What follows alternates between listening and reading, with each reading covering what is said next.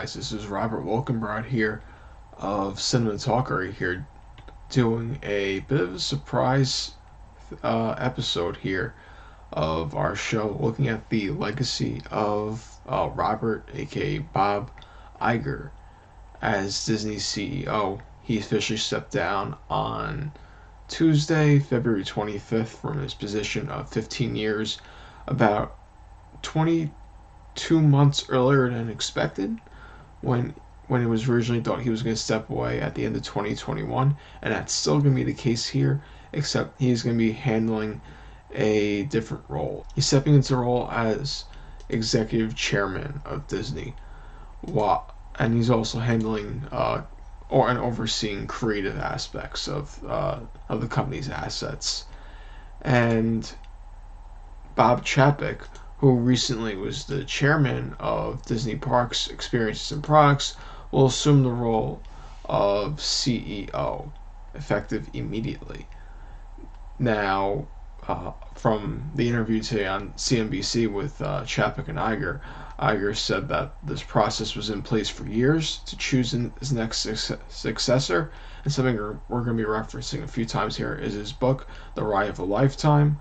He goes through what the transition process is like, and for him, it went through months of interviews, and with this, that just didn't become the case here. Or it just became a longer case here if it took years to happen, because Iger was always insistent, especially through his book tour last year, that this 2021 was the definitive end for him. And I guess obviously he knew more than we all did, because now it's February and his book only came out in the fall of last year, and now look where we are now. There's a new CEO coming into place, and Iger's still sticking around, but he is no longer the head guy in charge. You can assume, just speculating too, that he's going to help Chapek with the transition over these next 22 months until we get to January 2022, when Chapek is the full-on guy here.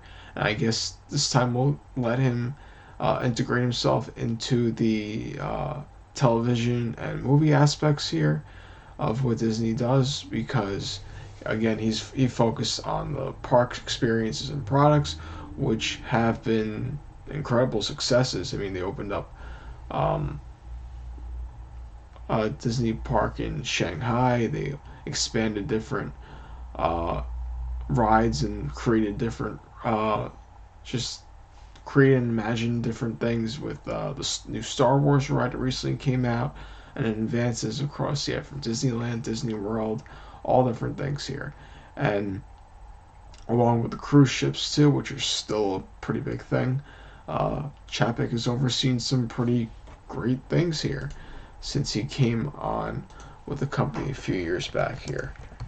Bob Chapek has been with the Walt Disney Company for over 20 years, including succeeding Tom Staggs as the leader of their parks and resorts at Disney.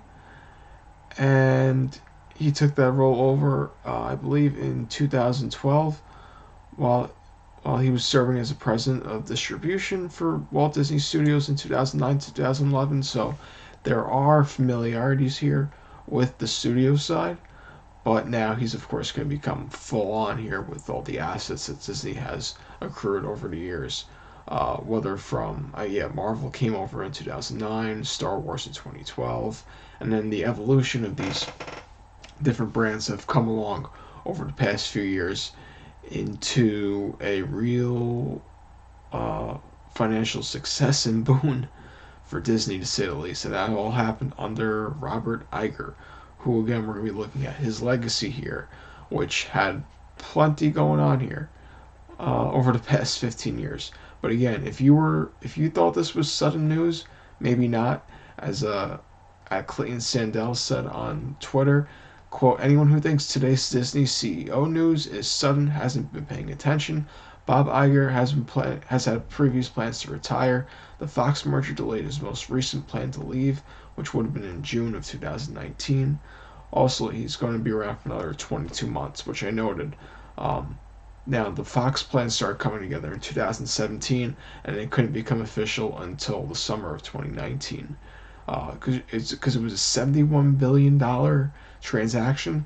So, of course, a high financial transaction is going to take a long time to process and go through. And, of course, with Iger as the one steering the wheel for Disney, he's got to be in place to make sure it all comes to fruition. That, of course, happened. And now Iger can back off a little bit, handle Disney's assets and its IP on the creative side, help Chapek transition, and go on from there. It's going to be very interesting to see what comes about this. We only got the one brief interview today on CNBC, and there's definitely going to be fallout over the coming weeks and months for this transition. Possibly more coming out from behind the scenes, maybe, maybe not. Since Iger has long said again that he wanted to exit as Disney CEO. He's almost 70 years old. He's been with the company for 35 years since it acquired Cap Cities, which he was a part of. He was a part of Cap Cities and ABC. So Disney assumed that, and here we are. So now, CINEMATALKERY here, of course. If you're not familiar with us, we focus on movies here. We're a movie show, and there's other things I can obviously get into with what Iger did over the years since he succeeded Michael Eisner as CEO, which that's a whole nother transition too. With how he took over as CEO when Eisner was forced out of the company, and there was just a bad image around Disney at the time in the early 2000s.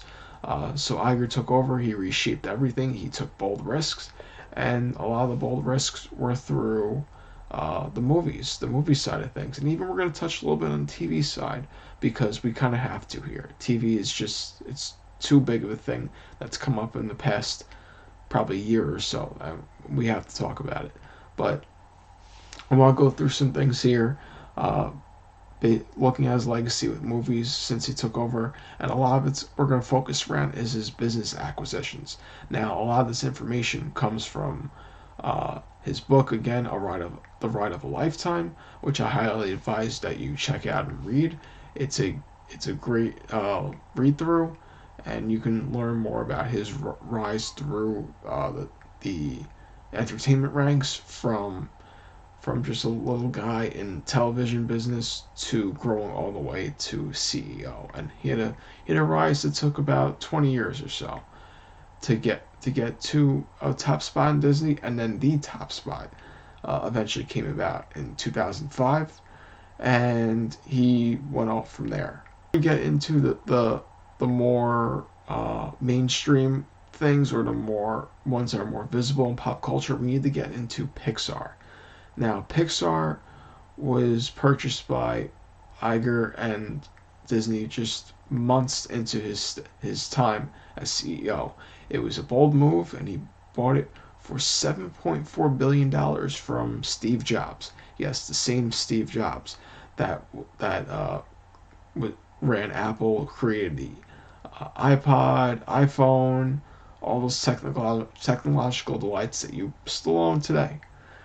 And it came about, the idea came about for Pixar to buy it through Iger's first board meeting, which it was a bold idea to buy because Disney Animation was struggling big time, and Eisner wasn't at the forefront of too many big time Disney hits.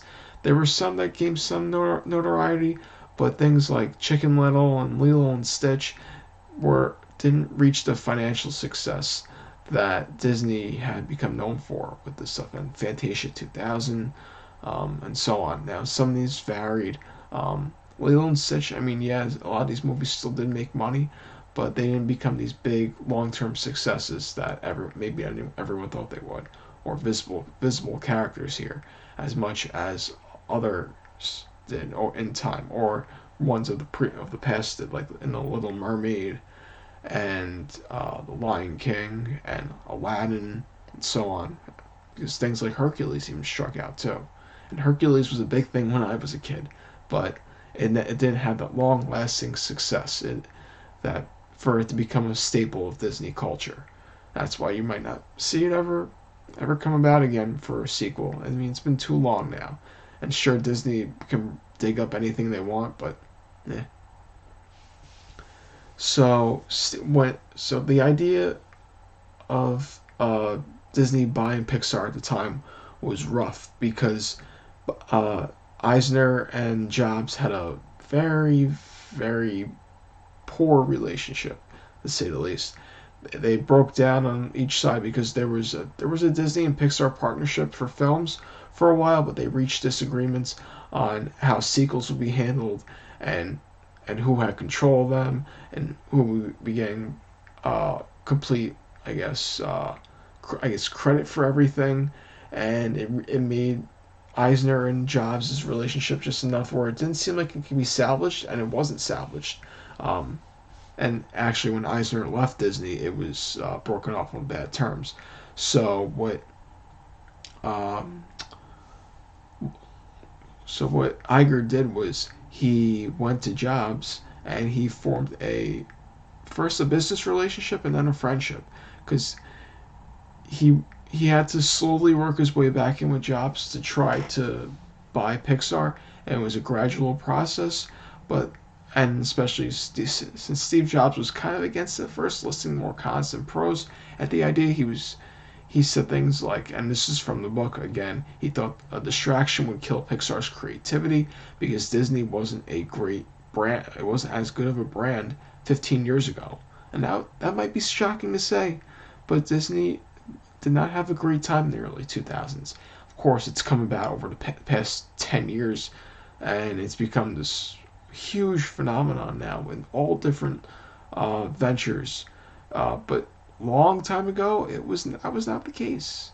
That was not the case, and it took Iger having to reform a relationship with Jobs to make something happen here. Um, and ended up putting it over was was just a gradual back and forth, having multiple sit downs with Jobs, and then Iger taking a visit to Pixar to really to get everyone close to Jobs on board with the idea of a sale and to see everything in motion and see what Pixar did, especially given it was the staple of animated films. It was the grand company of everything, and Jobs was giving up his main control of that, but he was also making a gigantic profit off of it because $7.4 billion counted in the potential box office the potential box office successes of films that were in development, like Ratatouille, Up, um, I believe there was Wall-E, there was another Toy Story film that came along, and there was Brave, and these films they did end up making a lot of money, and the direction here was the right call. To, I mean, for at least for the price that Jobs set, and the one that Iger agreed to. And Iger also, one of my favorite parts of his legacy was how well he treated these brands that he acquired. Now, something that he acquired, or not acquired, something he treated well was Pixar. He treated Pixar's image well, especially when it was fractured by Disney and Eisner. He put Pixar on, he kept it on promotional items, especially in trailers. He let Pixar employees keep different later email addresses and other information that was related to Pixar. So it wasn't like they were getting sucked into Disney, but they were with Disney, but still their own thing, which was a good thing. It let them have their own space still, let them have their own area to be creative and succeed. While yes, Iger was looking over them, but they were still their own thing, and that's why you see today Pixar films are branded as Disney Pixar, and not just Disney film. It could have been just Pixar, but the Pixar brand doesn't hold didn't hold at the time a huge weight by itself. Disney, of course, did, this long-standing brand, and you get these two together, Disney Pixar. It's why you see that today, and it's why these films continue to get spotlighted and have some terrific success. Um, Now, another staple of these Pixar films that I also appreciate that Iger kept in place was was that Pixar films focused on culturally significant issues and items, and via a social compact, they were meant to be preserved, and that has remained the case if you've ever seen a Pixar film since 2006. Funny enough, too, going back to Eisner, at the time, Eisner called this the quote unquote stupidest thing in the world. He was a conservative leader compared to Iger's liberal and I guess bold moves he would take, but it is noted in the book that Eisner eventually admitted that he was wrong here. Of course, he would admit he was wrong when you see how well these films with Disney and Pixar did, or yeah, how well they turned out to be financially and critically. Now, some of them weren't all successes, and we'll just go through that quickly here that Iger oversaw. There was the Cars sequels didn't particularly come out that well, especially Cars 3, which did not, which, yeah, it made a box office profit, but not as much as you would think, with a $175 million budget to $383.54 million at the box office. You have The Good Dinosaur, which was an original film, but also another flop. Came out in 2015 against a $187.5 million budget. It had $333.77 million made at the box office, and had two directors used too, which wasn't so great. And it was one of the few animated films from Disney and Pixar that had some troubles behind the scenes. And when you get two directors with clashing styles, it doesn't exactly create a great picture for it, or a great image for the film. But otherwise, through all the successes that Iger oversaw between Disney and Pixar, everything from Cars 1, 2006, and again, some of these were in development already too. But credit goes to the one who has the buck stop with them. You have Ratatouille, you have WALL-E, you have Up, Toy Story 3.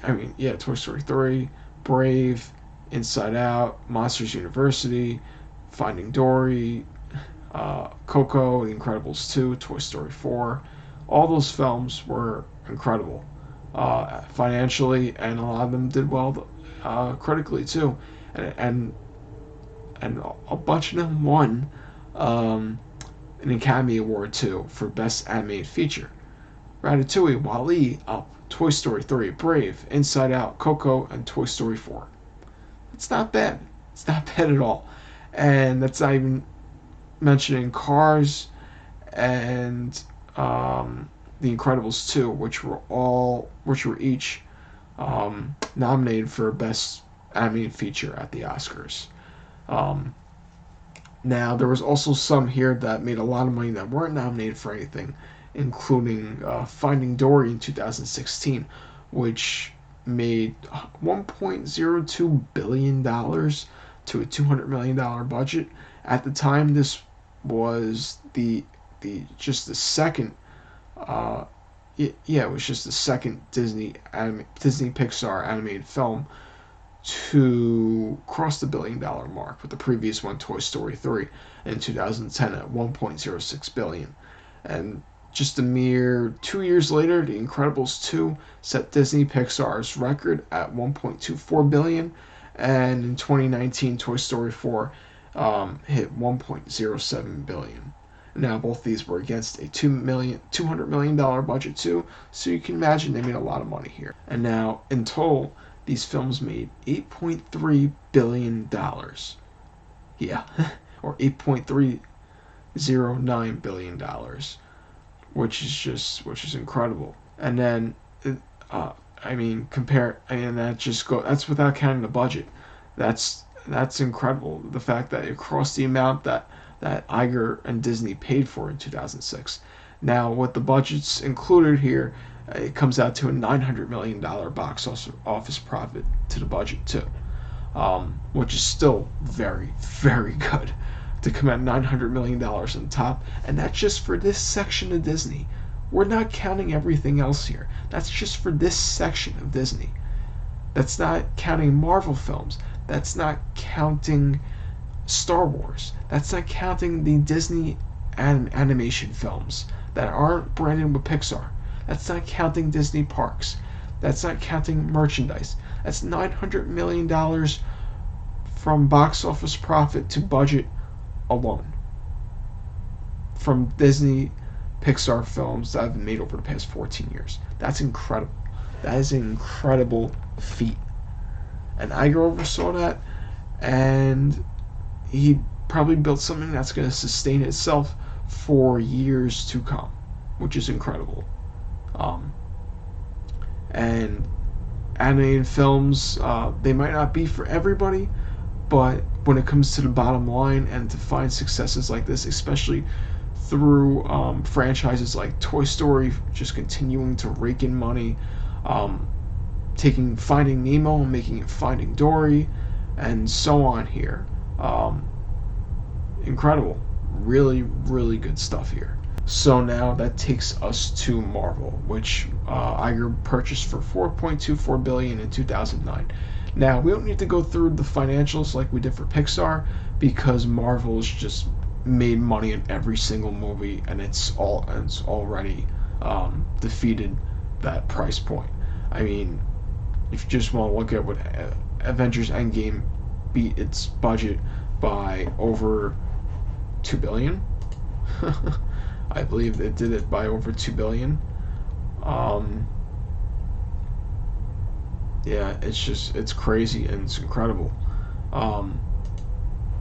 Yeah, if you look at everything from Infinity War to Black Panther, Captain Marvel, those films all made $1 billion. There was Captain America, not the Winter Soldier. The third Captain America film made over $1 billion, and you want to look at too Spider-Man: Far From Home, which of course was branded with Sony, made over $1 billion, and yeah, look at that partnership that was created with Sony to be able to use Spider-Man over the past few years. Now, of course, that was almost fractured and destroyed until they extended the Spider-Man deal late last year. But the fact that Spider-Man, which at one point was never thought to be part of the MCU, was able to come through and have this kind of success, especially with Tom Holland taking over this character, was awesome. And the fact that Iger was able to pull that off way before the Fox deal happened, really good stuff, and it really brought Spider-Man into a grander stage than it ever had been in its previous film iterations. And that's even including Sam Raimi's Spider-Man films, which the first two films were terrific, but of course it was way back when production designs were a little lesser. And then there was the Spider-Man, the two Spider-Man movies earlier in the 2010s, which starred Andrew Garfield, which did not fare as well, and it was kind of weird to have those out so shortly after Tobey Maguire's Spider-Man character. But nonetheless, Spider-Man and all these other characters that brought about in the MCU, all put together by Iger and him, and bringing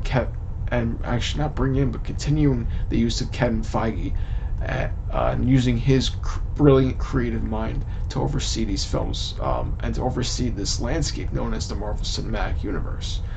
And the fact that this has become such a cultural phenomenon too since 2008. Now, I mean, yes, that was before Iger bought it, but the fact that he soon afterwards acquired all that IP and put it all under the same roof together, thousands of characters that he bought, and there's through the comics too, but we're talking about here the movies, and just incredible. And he eventually moved it out of the obligations to Paramount that Marvel had, and and then of course he was able to use Hulk eventually, which Universal controlled, and it came about really really good. He bought Marvel from Ike Perlmutter, the previous Marvel CEO, who had brought Marvel out of some troubles, but still Marvel wasn't where you think it would be beforehand, because there was films that came out like Daredevil, The Punisher, Elektra.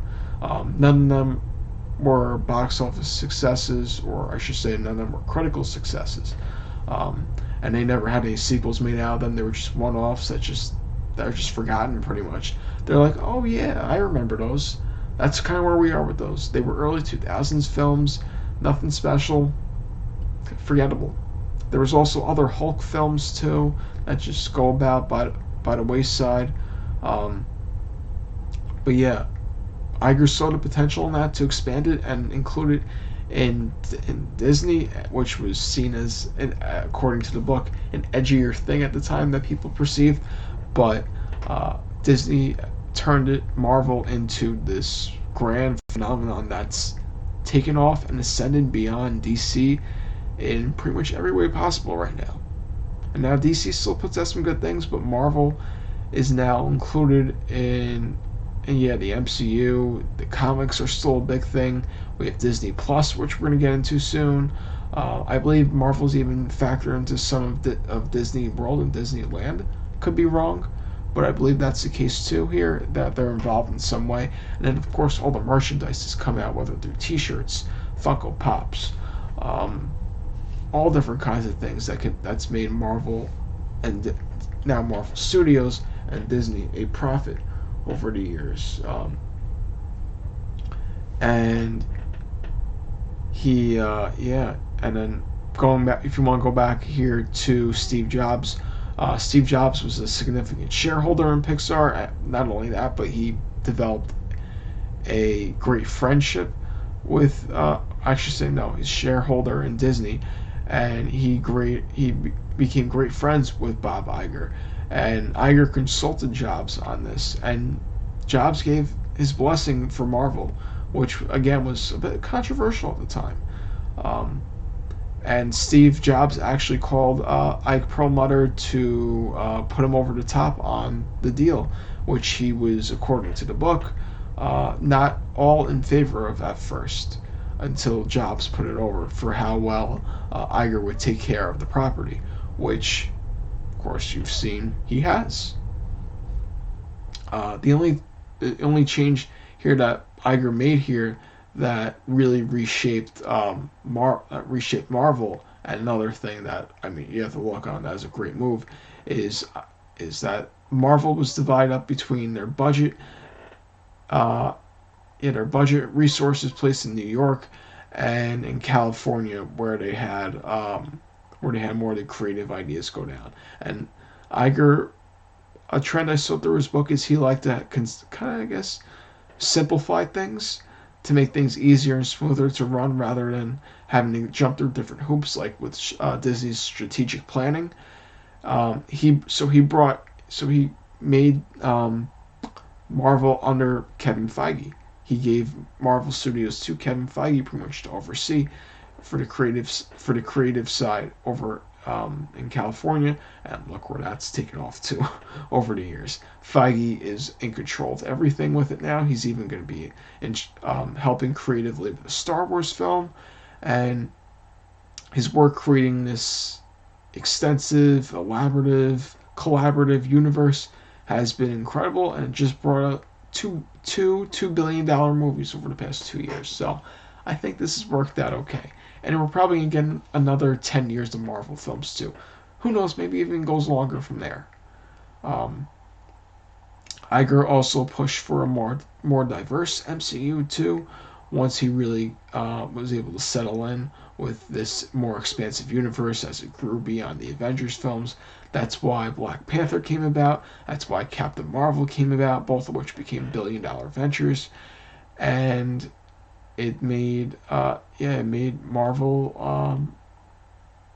made Marvel grander, bigger, better, and more appealing to more audiences. And now, of course, you've seen now that Iger is going to be controlling, or he did create that, and will, I guess, oversee that in the meantime before he leaves in 2021 with Shang-Chi, the very diverse Eternals cast for the film that's coming out in November of 2020, and the other properties going to come out, including She-Hulk, the Kate Bishop Hawkeye series, and another Captain Marvel film, and plenty more to come. Miss Marvel, I could keep going on things there. There's so much coming down with Marvel.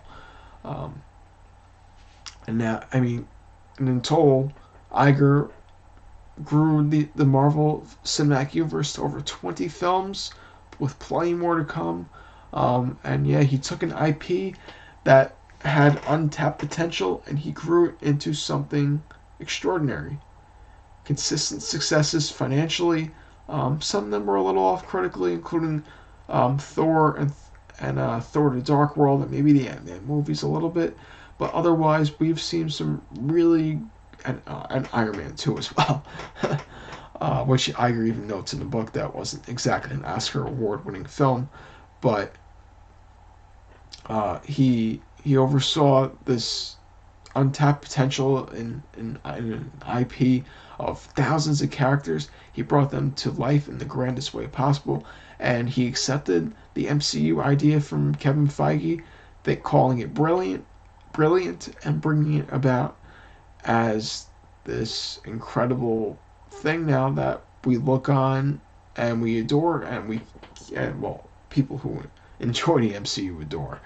They look at, adore, and anticipate the next stage in this universe's growth, whether through TV later this year or film in May with Black Widow. So the fact that he overtook Marvel is just good on him. Good on him for seeing into the future for what it could bring about, because his 10 plus years overseeing Marvel has brought out such a profitable franchise of films. Look where it is today. That's all I can say. So now we jump into the third part of Iger's legacy, which goes into Star Wars here. Now in 2012, he bought Star Wars for $4.05 billion from George Lucas, who had controlled Lucasfilm, or I should say, not even Star Wars, but yeah, it's Lucasfilm, the name of the company. But of course, you're really buying it for Star Wars. Star Wars was under Lucas's watch since he created it in the 1970s, and whoever thought George Lucas would sell it, but he did. Even though Lucasfilm was not a publicly traded company, and yeah, that would make financials a guessing game for anyone trying to look at it. But Iger went about and bought Lucasfilm with a plan in mind to make 3 films within 5 to 6 years, which he ended up doing with 2015 with The Force Awakens, 2017 with The Last Jedi, and 2019 with The Rise of Skywalker. Now, George Lucas had to be convinced a little bit into this, because yes, $4.05 billion is quite nice, but he also had to go over how he would be integrated into the business here, kind of like Steve Jobs was kept in with Disney, and then with Ike Perlmutter still having some inclusion on the Marvel side a little bit, at least when the transition first went about. But that was the only little complication here, is that Iger was never able to find a way for George Lucas to fit in for a role, and that never happened. And then because Lucas had to accept this deal because, according to the book, there was a capital gains law ahead back in 2012, and he will have lost $500 million on the sale. So he took it. He took the deal, reluctantly accepted it. But just months before the deal, he brought in Kathleen Kennedy to run Lucasfilm, and he also had his own film ideas treated, which he gave to Disney as well, with no promise that they would be used, but he gave it to them anyway, which he would have ended up being disappointed that it wasn't used for The Force Awakens in 2015, which Iger goes over in his book. Much like Marvel, Star Wars is not branded as Disney Star Wars because you don't need to do that at this point. I think that was a pretty good move there on Iger's part because Star Wars had its own fame. It had 6 films come about before it, and I think he did okay there. But going back to what Iger oversaw, he actually oversaw 5 Star Wars films under the Disney umbrella, and that also includes the billion-dollar hit Rogue One and the hit that was, well, I should say the not so hit, that was the Solo film, the Han Solo film. It was a film that no one really wanted, I guess. I mean, no one was really calling for a Han Solo prequel, which is, I mean, you love the Han Solo character, but did you really need a prequel into his origins? Maybe, but it didn't make much of a profit, and the box office timing was a little unusual. The marketing was a little strange. There was maybe not the marketing was strange, but there was issues in the backdrop of the film, switching directors to Ron Howard over halfway through. So many reshoots. It made the production cost way too much. I believe the production cost $250 million, and the film only made a little over $350 million. It's not really a success. So, yeah, it doesn't look like Disney is going back to Star Wars prequel films like that anytime soon, unless we get something for maybe Disney Plus. But there are 3 Star Wars films that are going to be on the way in future films that we don't know about yet. Now, there was Star Wars High Republic that was just announced this week, so we'll see about that and the creative process behind that, which Iger, Kathleen Kennedy, and others have overseen. But yeah, for what Iger did since taking over Star Wars in 2012, $4 billion films. They've already crossed it there. Yeah, compared to what they paid for it. And then take the success of merchandise, and you have the Mandalorian coming about, and then the Star Wars ride in Disney. Yeah, I think they've done okay. Yeah, they've done okay here. Yeah, from what Iger has overseen here, they made so much money. Star Wars has become an even bigger talking point and probably an even bigger cultural phenomenon. Even though at least to me, the Last Jedi and the Rise of Skywalker had its flaws, but there was a great conversation. The Star Wars fan base is as rabid as ever, and it's going to remain the case, especially when future films are put out for whatever direction they go in. If it's the High Republic, if it's something else, we'll see. But overall, the Star Wars acquisition of 8 years ago has been a gigantic success, and the Star Wars brand is going to continue to expand. You would think under Bob Chapek. You'd have to think that, especially if the succession plan was in place for a while, and Chapek was getting groomed for all this. So, we'll see over time. And now the other one we gotta touch on here a little bit for acquisitions is 21st Century Fox. Now that was bought for $71 billion because there were so many different aspects here that Disney was buying. And that included television stations and whatnot. But for the movie side here, we've seen the effect take place already with Fox Searchlight being rebranded to 21st Century Fox being rebranded to Fox Searchlight, and now that being rebranded to Searchlight. Just to, I guess, remove the Fox brand and to see how it does marketing-wise, since Fox, it's an old thing, maybe it doesn't have the prestige name in film that once did. Searchlight gives it a new lease on life and a new look, and we sought to see what kind of benefits coming back from that. But a few films under the Disney Fox banner have been released already, including Ad Astra, which starred Brad Pitt as one of them, which film I enjoyed. There was the Ford vs. Ferrari, which came out in 2019, which was also nominated for an Academy Award for Best Picture, among other things, at the 2020 Oscars. So there was plenty to come about here for these, at least for the early games on that side.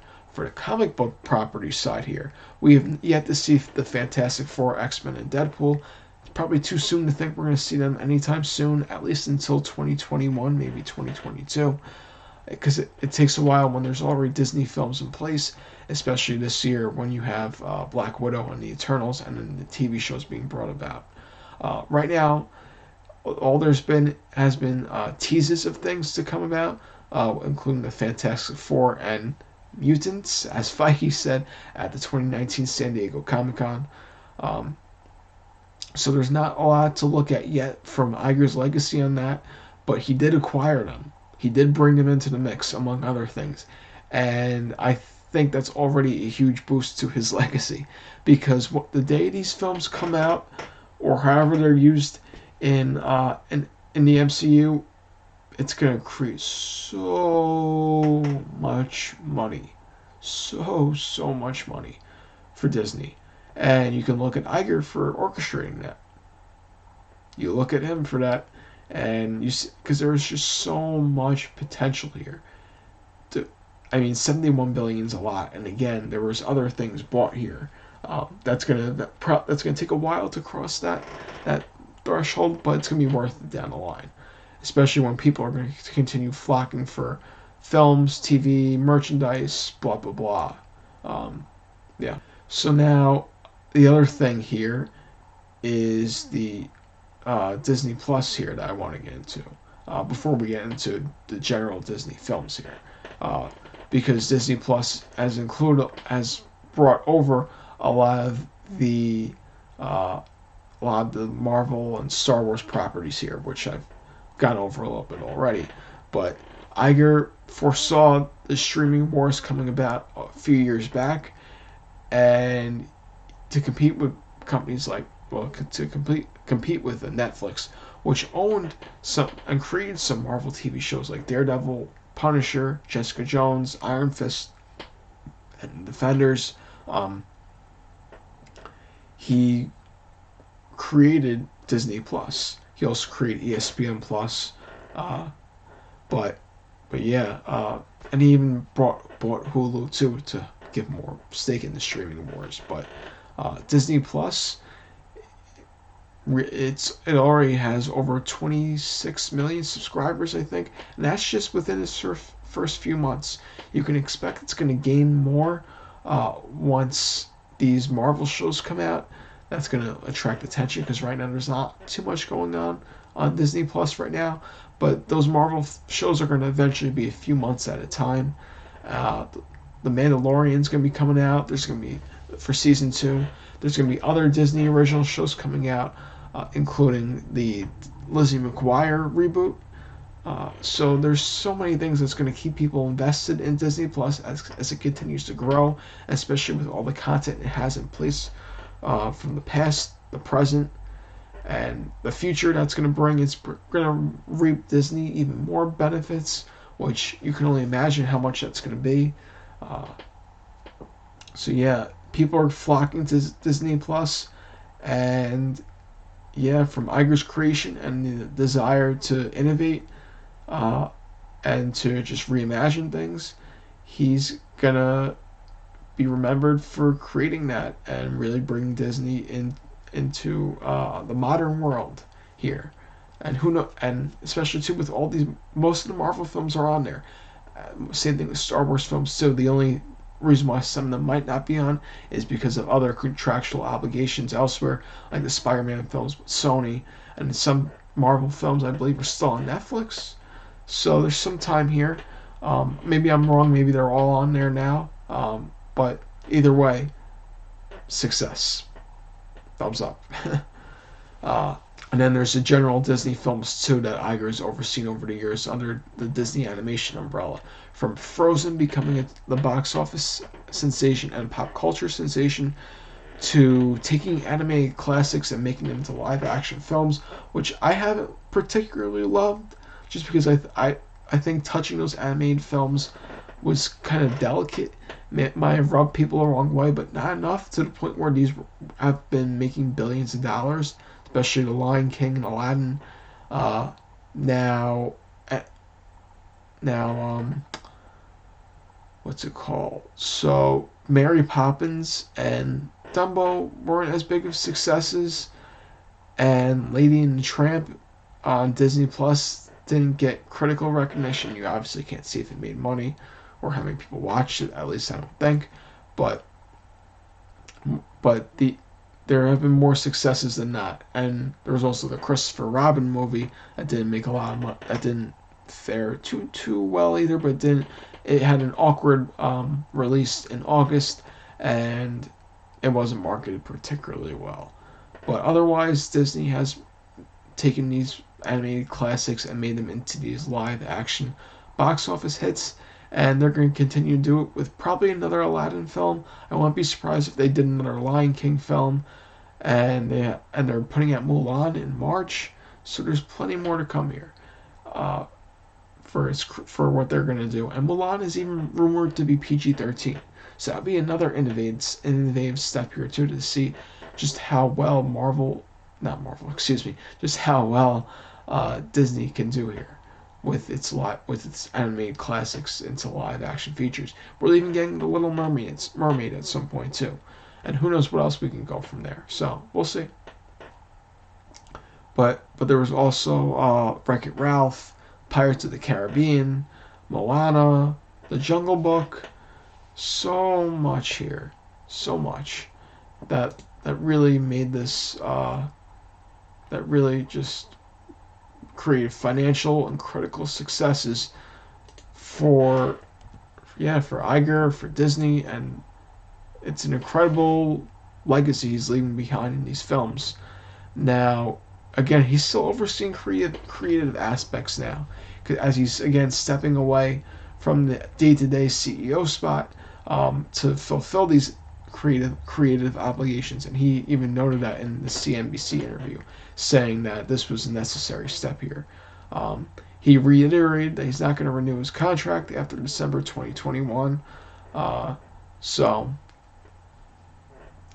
yeah, this is these last 22 months are it, but we'll see what kind of impact he leaves along the way over these next 22 months. But yeah, Iger has a lot he left behind here. He has a lot he left behind, and it's a pretty positive one for the movie side here, and briefly the TV side here, which they're only tapping the potential of, because there's so much that's going to be explored here. There's so much else that can be explored through the Disney parks and whatnot, and the merchandise and the outreach in all different ways, and through hotels and all that kind of stuff. This is only the movie side here. And the amount of stuff that has been overseen by him is going to make him a memorable business figure here forever. He has his legacy cemented. If he hasn't already, he should get a statue in Disney. Something that's going to probably be named after him at some point, just because of everything he's done here. Overseeing Marvel Studios, overseeing the acquisition of 21st Century Fox, overseeing Pixar and its continued expansion and creativity. And then Star Wars 2 taking that over and producing some critical, but financial gains, There was he took over creative entities with massive widespread appeal for all ages, which is Disney's thing. Disney's supposed to appeal to families, and these have been family-friendly films, and yes, they've stepped into PG-13, but PG-13 can still apply to families that are, teenagers. They have teenagers, or just teenagers in general, or anyone. I'm 25 years old, going on 26, and hey, I love all this stuff still. I have a grand appreciation for all the stuff that's been put out, whether it's the animated films, which I need to still see more of, that's been put out over the years, the Star Wars films, the Marvel films, which are some of my favorite things that I look forward to every year. Highly anticipating the Eternals later this year. But yeah, there's the creative entities that were taken over here. Iger foresaw how they would fit into Disney and the potential for them. And the potential has taken off, soared, and become this thing, this engine that's probably not going to stop anytime soon. It would take a real colossal failure for it to falter. And who knows, maybe something else will be acquired by Disney over the years, because they do have National Geographic, and yeah, they just acquired Fox, and there's so much more that could come about here over the next years and decades, or however long Bob Chapek lasts as the Disney CEO. We'll have to see what kind of plans he has in mind here for the legacy he creates. But for what Bob Iger did with the movie side here, yeah, we'll see what he does through 2022. And for everything he's done, it's a huge round of applause, and something that we should look on fondly, and something, whether you're a fan of the films critically or not, the fact that they've done so well under his watch, you can't deny it. You can't deny it. And it's going to be a fascinating legacy he's leaving behind, and a fascinating look back. You can even start doing now is buying his book, The Ride of a Lifetime. I highly recommend it. It's not even a memoir. It's more of a business book that explains how. It's a business history book. I think that'll be a good way of putting it, because he teaches lessons to people in business, or life principles in general too. But he also goes through step by step how came through the business, and how he acquired these things, these entities. And it comes a lot from his experience working his way up from ABC and Cap Cities, and handling the sports side of things too, which they haven't even gotten. Yeah, which they could probably explore more in sports too if they really wanted to. That whether that's making Monday Night Football a bigger thing, but that's a whole nother conversation. But yeah, from all these films that have been created over the years, I'm really in awe of what Bob Iger has overseen. He's certainly one of my most, I guess, one of the most favorite business figures of mine, or the one I look up to the most and just see, wow, look what he did. Look at the success he did. Look at the bold and innovative drive he had, and the bold and innovative decisions that he made in this time. They've worked out spectacularly. Now, of course, some of the films did not, as we noted before, but more often than not, his decisions have become successful and lauded for really everything. So, yeah, I think we're going to cap it off there for the special edition of CINEMATALKERY. This is definitely our longest episode yet, because there was just a lot to talk about here. There's a lot to talk about Robert Iger's legacy. And who knows, maybe we'll do a follow-up video to this at some point if I think there's anything missing here. But I think we covered the main points here on the movie side at least. So you can go back and take a listen and watch our other videos on CINEMATALKEry. You can follow me at Real Rob Wolkin. You can also subscribe below here. And again, I know this is a long episode, but I highly advise that you check this out. Well, I mean, you probably already did check this out, but I highly advise you to tell other people to check this out, because I think this was our first very nuanced discussion on here, where we got to go into a pretty big topic here, and to go through history and the legacy and what's happened in the future, and getting to some box office financials too. I think this was a good discussion to have. I hope you tell people about this, and I hope you go take a look at our other content here. So leave a comment below on what you think of Iger's legacy, what some of your favorite films were from his watch, if there was something that you liked the most, if there's something you disliked the most. what you're going to be looking forward to with Bob Chapek, and more. So thanks for tuning in, and stay tuned for more on Cinematokary.